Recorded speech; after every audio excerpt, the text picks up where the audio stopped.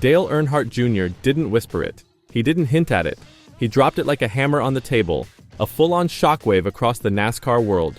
One moment he was talking racing, the next moment he was throwing the spotlight straight at Cleetus McFarland, the YouTube giant who somehow turned burnout videos and wild engine builds into a real shot at big league stock car racing. And Dale Jr., a man who never wastes words, looked straight at the camera and basically said, "Pay attention. This guy is different." It all started with a simple comment, but it hit like a bomb. Dale didn't sugarcoat anything. He talked about Cleetus's live streams, pointing out the kind of instant attention that only a few people in motorsports can pull. He said, "If you can demand a lot of attention, which Cleetus absolutely does when he does a live stream while racing, there's 40,000-60,000 people watching that." And that number didn't just impress Dale, it shook him. Because in NASCAR, a fresh wave of fans like that isn't just helpful, it's game-changing. Cleetus didn't climb the racing ladder like everyone else. He didn't go from go-karts to late models to ARCA the way the rulebook says you're supposed to. No. He came from YouTube, from burnout pads, from building cars in a shop surrounded by friends, jokes, and roaring engines.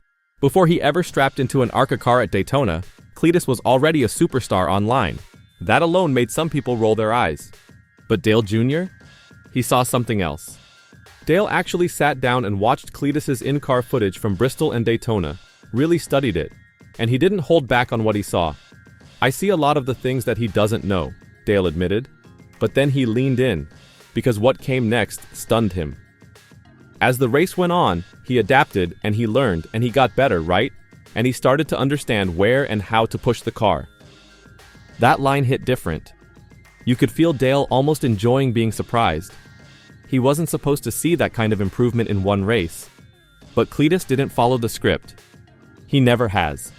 Dale made it clear that Cleetus's whole racing journey is wild, sure, but it's not impossible. It's not out of the question for a guy his age to say, "Hey, I want to go race and that's where I'm going to start. I'm going to go right into an ARCA car. I'm not going to run a street stock or a mini stock or a late model or anything like that. I'm going right to ARCA and I'm going right to Daytona."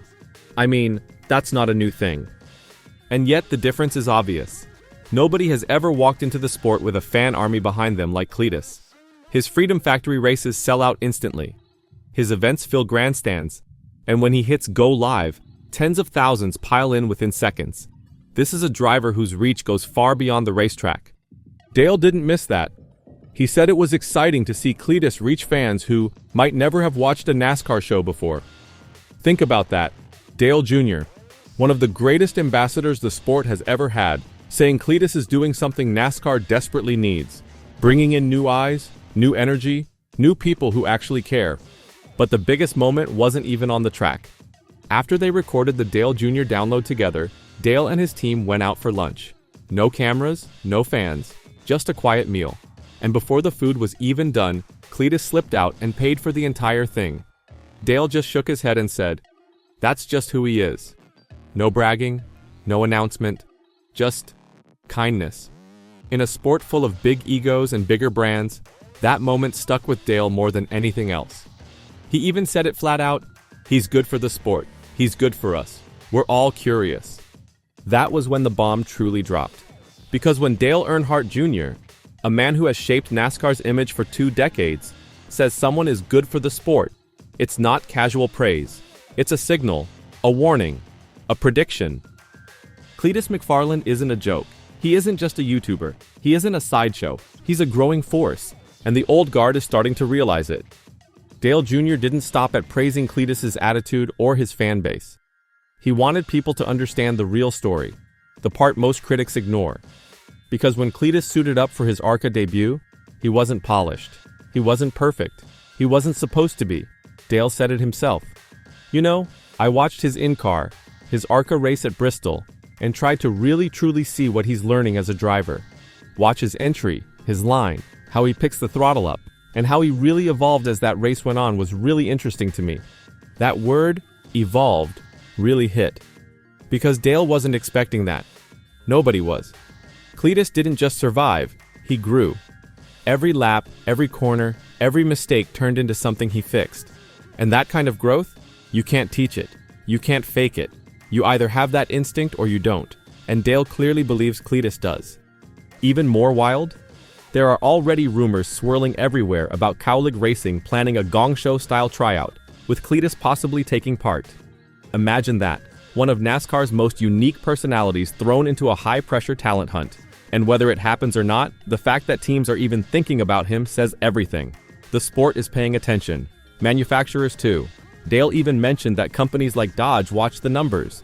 And when a guy can pull 40,000, 60,000 viewers just by live streaming a race, that's the kind of number that makes racing teams sit up straight. Cleetus's fan base isn't just big, it's loyal. His merch sells out. His events pack the Freedom Factory. And the craziest part? These fans aren't the traditional NASCAR crowd. Many of them never cared about stock cars before Cleetus showed up on their screens yelling, "Let's go, brother!" while doing burnouts. And now? They're tuning into ARCA races. They're learning who the drivers are. They're entering the NASCAR world, all because Cleetus brought them there. That's why Dale kept repeating it. Cleetus is good for the sport. But Dale wasn't just impressed by Cleetus the entertainer.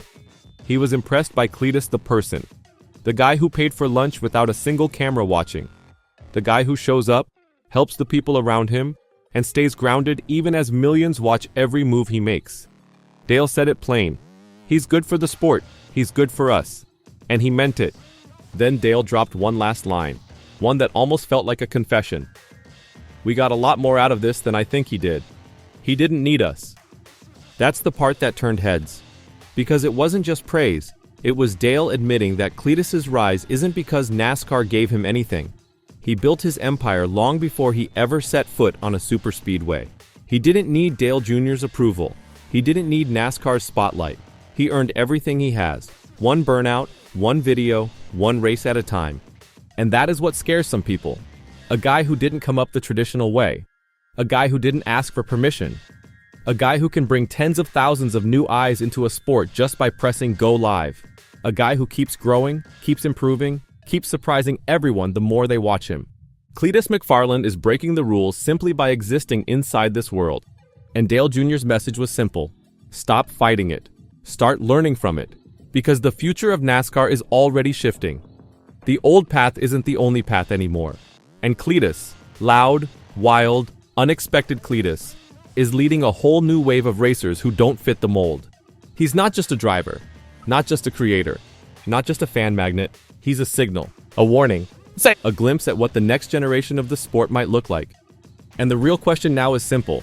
Is NASCAR ready for someone like him? Or is he about to change the sport whether they're ready or not? Let me know what you think. Is Cleetus the future of racing? Or is this all growing too fast for the old school world of NASCAR to handle?